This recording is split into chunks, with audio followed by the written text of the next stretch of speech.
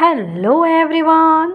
तो आज हम इस वीडियो के द्वारा गुजरात बोर्ड का हिंदी जो कि क्लास 11th का है, इसके चैप्टर नंबर 11 नीति के दोहे, इसे हम पढ़ रहे थे। अगर आपने ये चैप्टर नहीं समझा है तो पहले आप इस चैप्टर को समझ लें ताकि आपको ये क्वेश्चन आंसर समझने में आसानी हो। तो आइए इसे हम स्टार्ट करते हैं।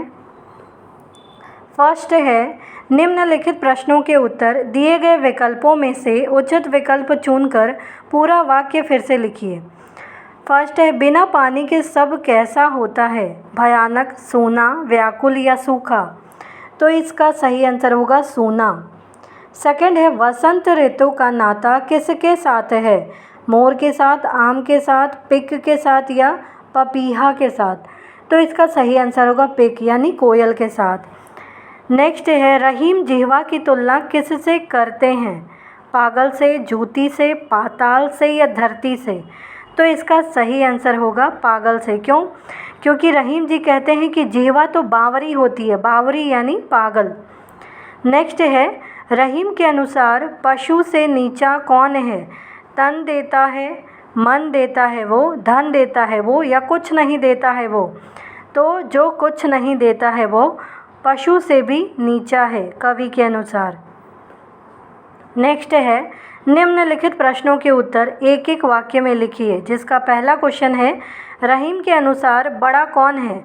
तो रहीम के अनुसार बड़ा वह है जो उसी तरह गरीबों का भला करे जैसे श्री कृष्ण ने सुदामा का भला किया था। तो भला आदमी वही है जो गरीबों का भला करता है जैसे श्री कृष्ण ने सुदामा जी का किया था। नेक्स्ट है, कवि दीप के दृष्टांत द्वारा क्या कहना चाहते हैं? तो कवि दीप के दृष्टांत द्वारा यह कहना चाहते हैं कि दीपक के जलने पर घर में उजाला और उसके बढ़ने यानी बुझने पर अंधेरा हो जाता है।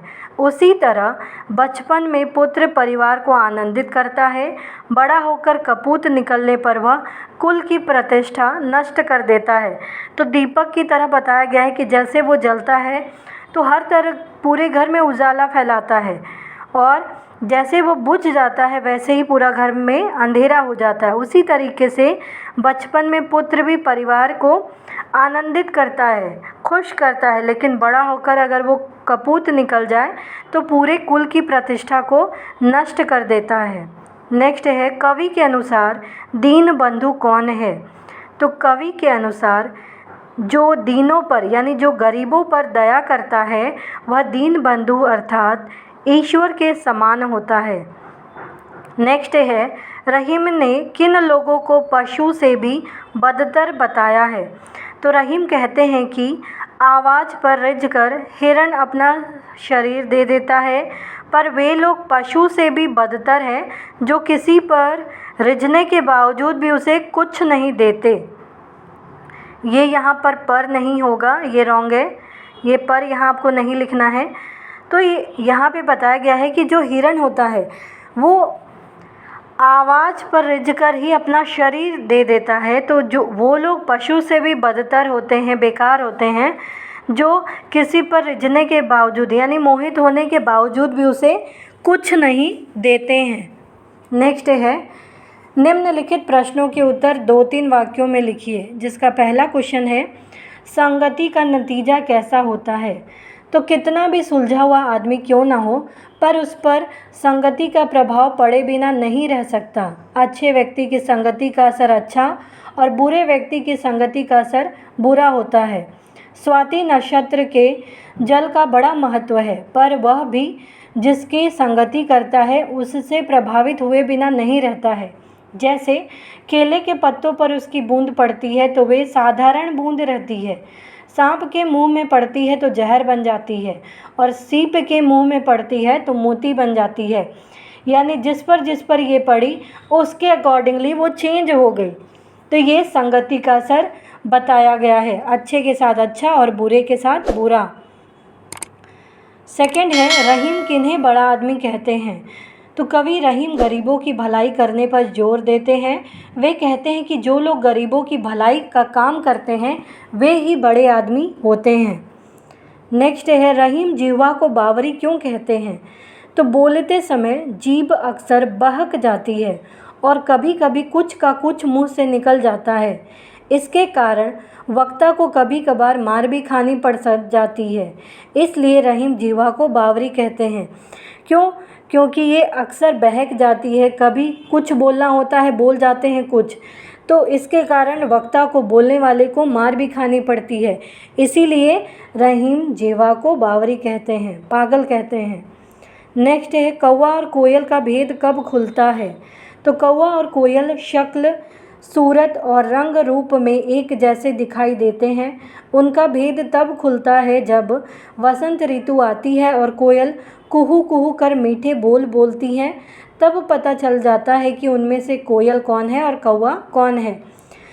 कोयल और कौवा शक्ल और सूरत, रंग में एक जैसे ही लगते हैं, लेकिन उनका भेद कब खुलता है, कब पता चलता है कि कौन कौवा है कौन कोयल? वसंत ऋतु के समय, जब कोयल अपने मुख से मीठे मीठे बोल बोलती है, कुहू कुहू, तब पता चलता है कि ये कोयल है। और दोनों में जो भेद है वो हमें पता चल जाता है कि कौन कोयल है और कौन कौवा। नेक्स्ट है निम्नलिखित पद्यांशों का आशय स्पष्ट कीजिए, जिसमें पहला है पानी गए न उबरई मोती मानस चून।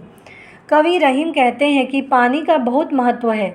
बिना पानी के न मोती प्राप्त किए जा सकते हैं, न मनुष्य जीवित रह सकता है और न चूना खाने के योग्य चूना बनता है।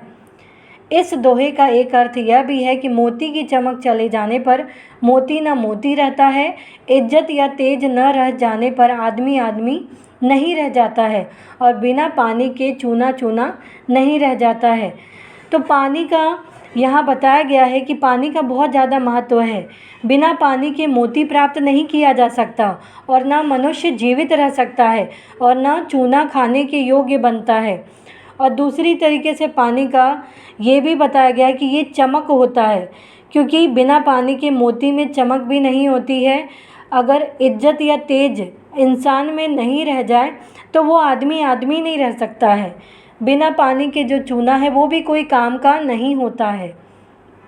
नेक्स्ट है ओछो काम बढ़े करई तो न बड़ाई होए, जो रहीम हनुमंत को गिरधर कहे न कोय।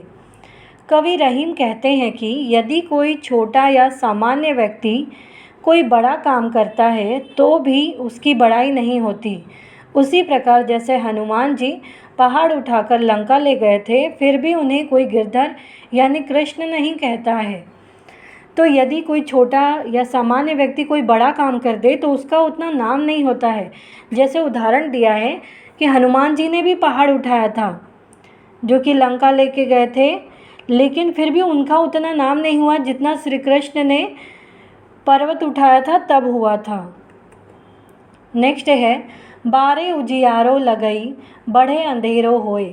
कवि रहीम कहते हैं कि दीपक के दो गुण होते हैं। एक तो यह कि उसे जलाने पर आसपास उजाला हो जाता है, दूसरा यह कि इसे बुझा देने पर हर ओर अंधेरा हो जाता है।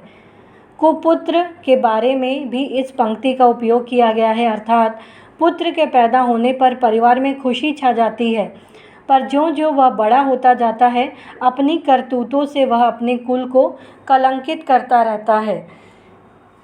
ये हमने पहले भी समझाया है कि दीपक का काम होता है उजाला करना और जब वो बुझ जाता है तो अंधेरा हो जाता है। उसी प्रकार से कुपुत्र अगर परिवार में आ जाए तो वो पूरे परिवार को कलंकित कर देता है, लेकिन जब वही जन्म लेता है तो पूरे परिवार में खुशी छा जाती है।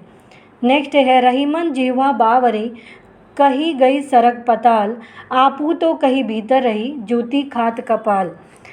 कवि रहीम हमें अपनी जुबान पर काबू रखने के लिए कहते हैं। वे कहते हैं कि जीभ तो पागल की भांति होती है, बोलते समय वह कब काबू में नहीं रहती, बोलते समय वह काबू में नहीं रहती, वह उल्टा सीधा जाने क्या क्या बोल जाती है। वह खुद बोलकर मुंह के अंदर चली जाती है, पर उसका दंड भोगना पड़ता है सिर को, क्योंकि उसे ही जूते खाने पड़ते हैं। तो उम्मीद है ये क्वेश्चन के आंसर आपको समझ में आए होंगे। तो प्लीज़ आप इस वीडियो को लाइक करना, शेयर करना, सब्सक्राइब करना, कमेंट करना ना भूलें। Thank you.